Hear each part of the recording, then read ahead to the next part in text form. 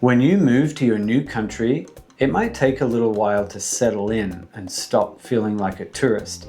But eventually your life, like mine did, will start to feel pretty good, with a couple of quite awful exceptions that I'm going to talk about in a few minutes.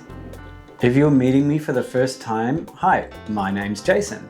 I'm from Brisbane, Australia, and that's where I lived for the first 26 years of my life. Then I left and I ended up living in the United States. I was married and I lived in Minneapolis for 22 years. After that, I decided to leave and find a different life. I came to Ecuador. I've been living in Ecuador now for more than 4 years. And I guess the main point is that after the US, I didn't just go home to Australia. I wanted to find a better work-life balance that neither the US or Australia could give me. And I wanted to live in a culture that wasn't so consumerist and, all about keeping up with the Joneses.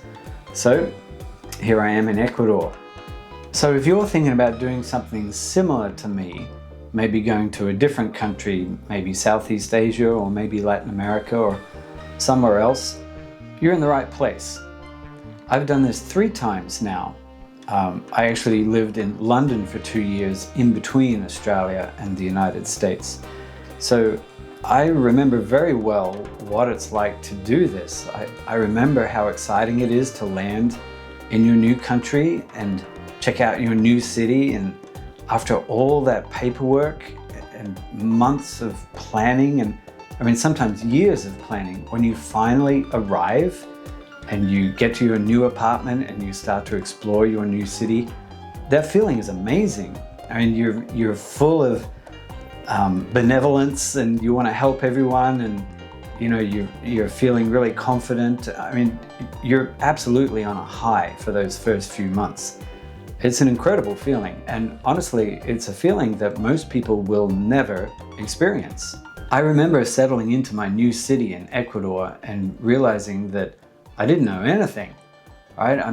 Of course, you know where the supermarket is and the pharmacy and other important stuff, but it takes a while to really figure out everything, and it takes much longer than you think. Of course, you're going to Google everything in the beginning, but even so, it takes time to figure out, which is the best sandwich shop or the cafe, or what's the best, in my case, it was bike shop, or what's the best store to go to get supplies for your hobbies or anything you're working on or anything at all you have to do. It is much more difficult than you might think, because there's a language barrier, obviously, but there's also a cultural barrier. And this cultural barrier extends to retail as well. And I did not expect this. So what I mean by that is the things that you're looking for are not going to be in the stores that you would expect them to be, right? Or even if they are, they're not in the location in that store that you would expect them to be. Usually it's the former. They're just not in the store you think. And so you'll go there trying to find the one specific thing that you're looking for, and it's not there. And then, then the adventure begins, because you don't know where you're going to find that. Okay, so I remember one example of this. I was looking for some little nails and picture hangers, like the little wire hangers, like this. And these are everywhere in the United States and Australia. So, of course, I went to, at first I thought maybe the supermarket might have them in like the home supply section. No, they did not. So then I went to a hardware store, and the hardware store didn't have them. All right, so I gave up on the hanger part, and I was just looking for some little tiny nails, like 2 centimeters long, because I wanted to hang some pictures. And it turned out to be impossible. I couldn't find them anywhere. And when I asked people about it, they would just look at me like I was very confused, like that. They didn't understand why I wanted that.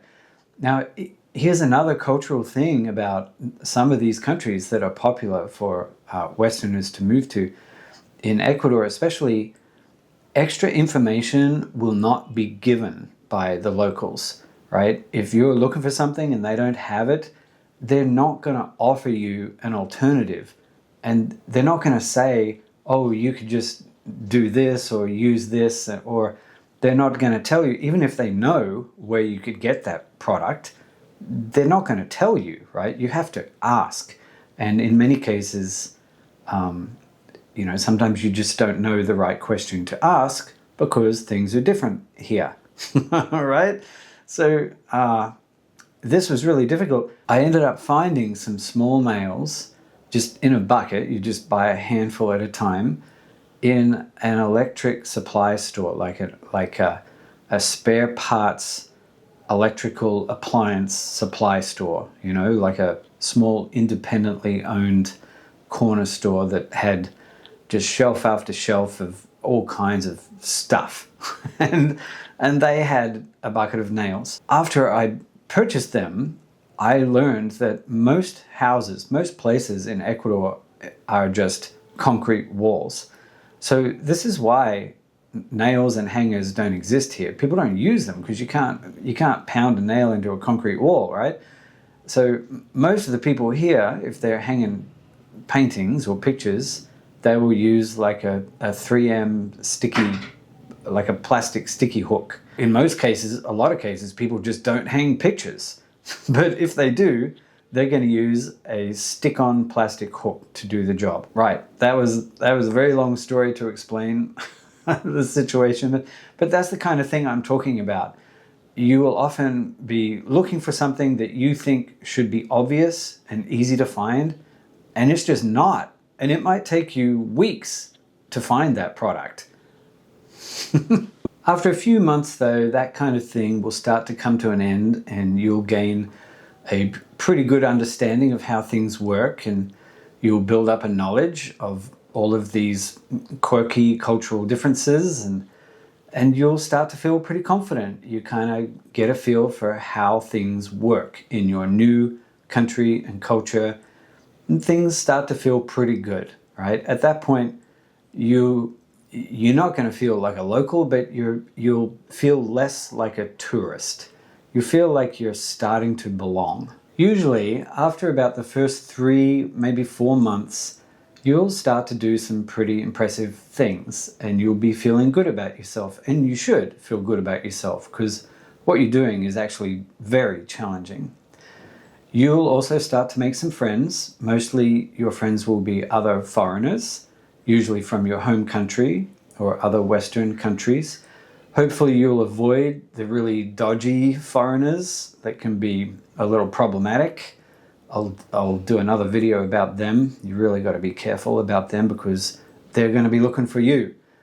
So yeah, it's really, that can be a dangerous situation. Anyway, hopefully you avoid them. What will happen next is you'll start to feel and you'll start to act and maybe even dress a little differently from the foreigners who have just got off the plane, right? You'll be a little more comfortable and you'll be a bit smoother. You'll have a better understanding of how the society works. It'll be obvious, right? And you'll notice it too. Like, you will easily be able to spot the foreigners who have just arrived. It's so obvious just by the way they act, the way they talk, the way they dress. It's like a night and day difference. So after 3 or 4 months, you will start to be a little more comfortable and you won't stick out so much. This is when the locals might start to notice. And this is when you might actually start to make some friends with the locals. I'll talk more about making friends with locals in a few minutes here, but I want to touch on something a little more disturbing that probably will happen. At certain points during your time in your new country, you are going to have situations where you are reminded in no uncertain terms that you are a foreigner, right? You're not a local. And sometimes these situations are awful.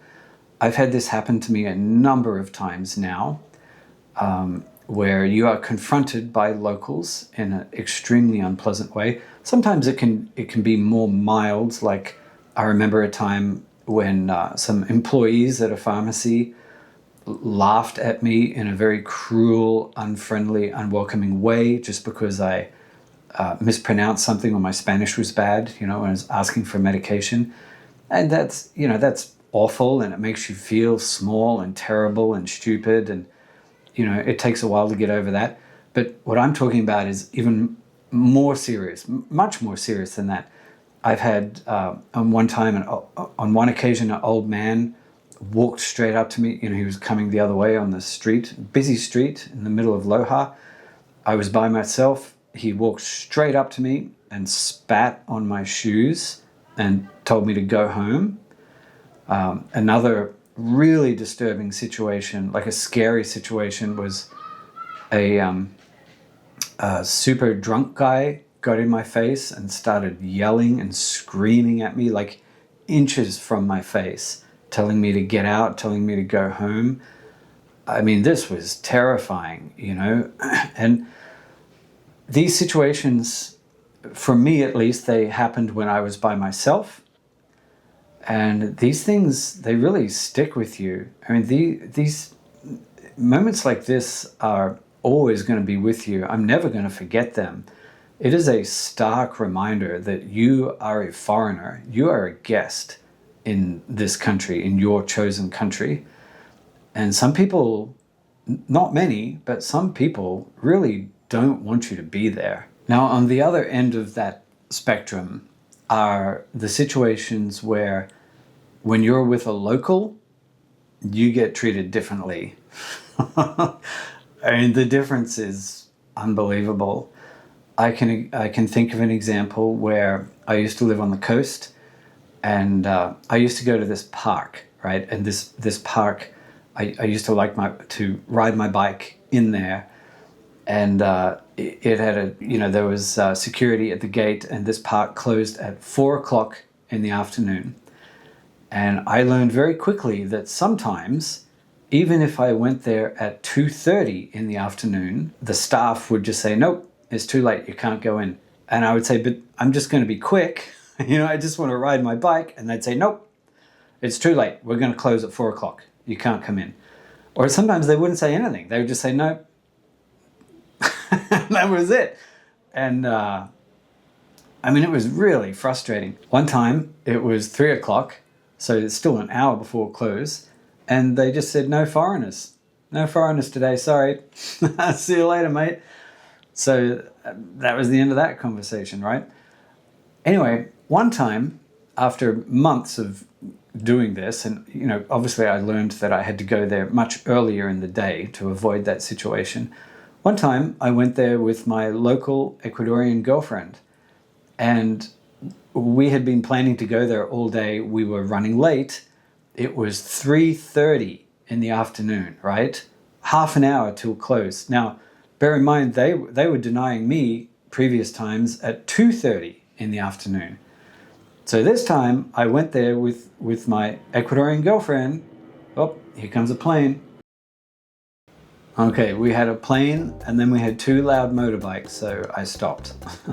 All right, anyway, so as I was saying, we got there late, right? 3:30 in the afternoon, but I was with my Ecuadorian girlfriend. They took one look at her, they looked at me, and they just said, yep, come on in. I was shocked, because on the way I was telling her, there's no way they're going to let us in. Like normally they don't let me in from like 2:30 or definitely 3:00. That's too late. And she was like, no, we're going to get in. And we did. We got there, and yeah, one look at her, and I was in. The difference is incredible. It was a pretty great feeling. I kind of almost felt like I was, I don't know, like I belonged, almost. Anyway, so that's the kind of difference you'll experience when you start to meet and make local friends. To wrap this up, I'll say that after a while, you'll start to feel pretty good, right? You will stop feeling like a tourist. You're never going to be a local. You're never going to feel like a local, but things get pretty good. You'll start to feel pretty comfortable and pretty happy with what you're doing, and your new life will start to feel pretty great. Thanks for watching. My name is Jason Alvey. I've been helping people with questions about moving overseas for years now.